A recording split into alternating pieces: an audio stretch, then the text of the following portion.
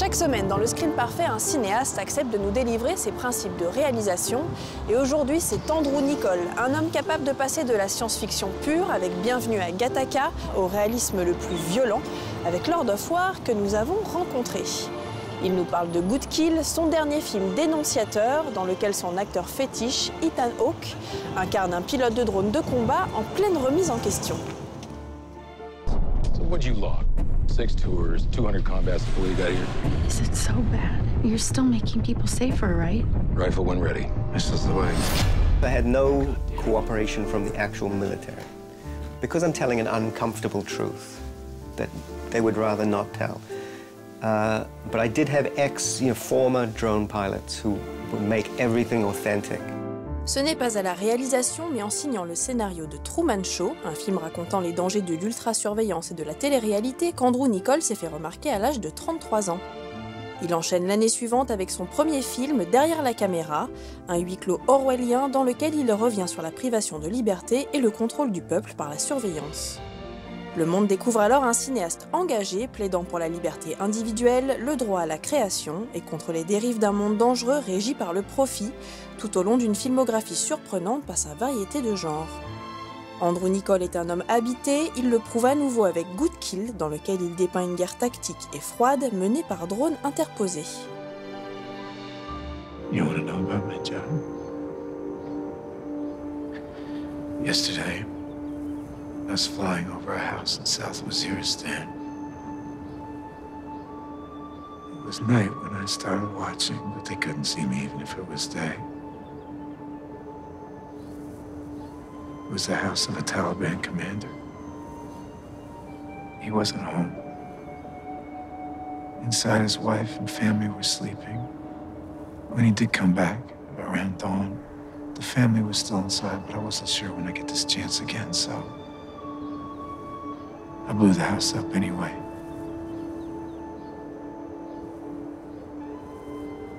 What he's suffering from is schizophrenia, because, we have never asked a soldier to do what he does. Normally, a fighter pilot flies in, they drop their bombs, they fly away. With a drone, you drop your missile, and then you stay above your target for up to 24 hours. And so you do something that they call damage assessment, which is actually counting the dead. So you can see exactly what's happened, and they cannot see you. You are a mile in the sky. Even if you looked up at the sky, directly at the drone, you wouldn't see the drone. He spends 12 hours a day fighting the Taliban, and then he goes and picks up his kids from school. Another one of my jobs is damage assessment, which is our way of saying counting the dead, which is not as easy as it sounds. He thinks he's Top Gun. When he was a kid, he went, maybe saw the movie, and he thought, I'm going to become Top Gun. And he did. And then he was yanked out of the cockpit. I gave him this kind of American muscle car. It's actually a Firebird. But I deliberately didn't paint the fender. Like one fender is unpainted, because on a military salary, you can't afford to fix your car. So it was sort of just a way of subtly telling the audience that, yes, he can't achieve what you imagine he's going to. He's not as slick as Tom Cruise, because that's not reality, that's not life. It's not going to be like that. And even the house that he's in was actually owned by someone in the military. So it's not that that's the exact house that military personnel own. It's a small little house, and that's it. À travers sa mise en scène, Niccol crée un véritable effet miroir entre deux mondes que tout sépare. Here you have two deserts. One we have turned into Las Vegas, and all the glitz and lights, and the other one in Afghanistan is still the desert. And so the contrast is obscene in a way, in a very interesting way. Those houses in Afghanistan are cookie cutter, and same in his suburb that goes on forever, So I also deliberately chose the last house on the last street before it becomes the desert, in Las Vegas. just to show his connection really to what he's seeing 11,000 kilometers away. Dans son film, le réalisateur met en emphase la distance installée entre le soldat et sa cible, et pour cela, il place le spectateur au plus loin des terres.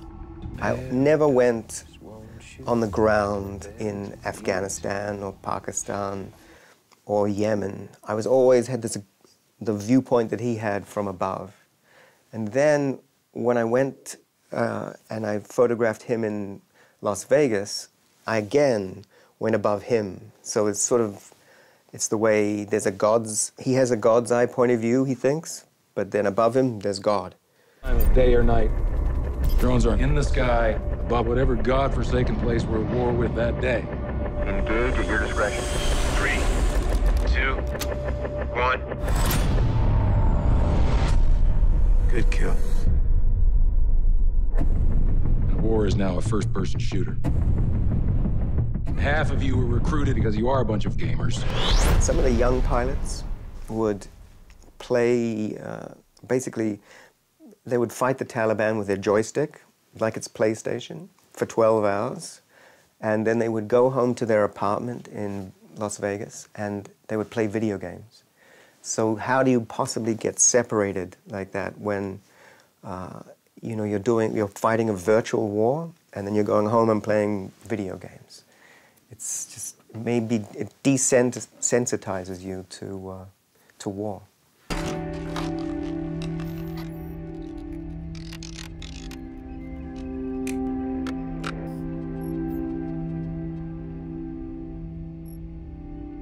The military decided PlayStation was the best way to model it, was the best way to use for drones. So I'm just following what they did. They invented it. And they're the ones who are recruiting gamers, to fight a war. Depuis 1997 et son premier film Bienvenue à Gattaca, Andrew Niccol parle d'un même sujet, la privation de liberté, une obsession qu'il a du mal à admettre. I don't like to analyze what I do because I'm superstitious. I think if I really know what I'm doing and why I'm doing it, I won't be able to do it anymore. John Lennon had this most beautiful, there's a John Lennon quote where he said, if you try to put your finger on it, you can push it away.